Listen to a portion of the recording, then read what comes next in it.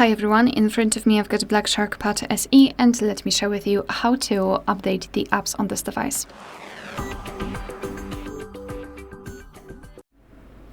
So first of all, make sure that you've got the internet connection because it is required, and then let's find the Google Play Store.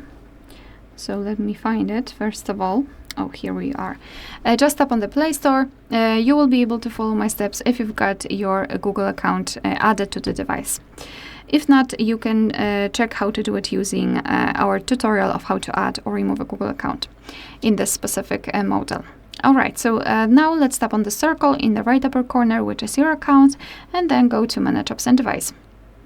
Here, let's go to updates available, and here we've got all the updates pending, and basically it depends on what you want to do. You can either tap on update all and download all of the updates, or choose specific from the list and tap on update next to it, and your device will immediately start the download, and it will apply the update.